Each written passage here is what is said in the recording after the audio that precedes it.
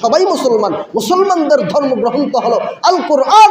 এই কোরআনকে বাদ দিয়া মাইনাস করে রাষ্ট্রীয় ধর্ম ইসলাম ছাড়া অন্য কিছু কেন হবে? বলতে হবে বিএনপি, জামাত, এনসিপি, চরমোনাই, সব দলের লোক যদি মুসলমান হয়, মুসলমানদের ধর্মীয় গ্রন্থের নাম কি? জোরে বলেন না কেন? কি? কোরআন। সব ধর্মের লোক মুসলমান, এদের প্রাণের ধর্মের গ্রন্থ হলো আল কোরআন। তাহলে সবাই মুসলমান হইয়া সবার প্রিয় আল কোরআনটা কেন সংসদে যাইতে পারবে না? কেন পারবে না? প্রশ্ন তো এখানে। সবাই মুসলমান, মুসলমানদের ধর্ম গ্রন্থ হলো আল কোরআন।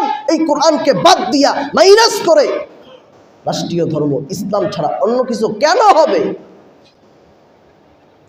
এজন্য বলবো বন্ধুগণ আমার, ওলামা ইকরাম এক হয়ে গেছে। সামনের বিজয় ইসলামের বিজয়, আল কোরআনের বিজয়। অনেকে বলতেছিলেন হুজুররা এক হতে পারবে না। আলহামদুলিল্লাহ ঐক্য হয়েছে। এই ঐক্য যারা হবে না, বর্তমান এখন যারা ঐক্য হবে না, ওলামা ইকরামের সাথে আসবে না, জাতি তাদেরকে চিহ্নিত করে রাখবে ইনশাআল্লাহ। আর ওলামা ইকরামের কাজ তারা করেছে, ঐক্য হয়েছে। সিদ্ধান্ত এখন আপনার আর আমি নিব। সিদ্ধান্ত কে নিবে?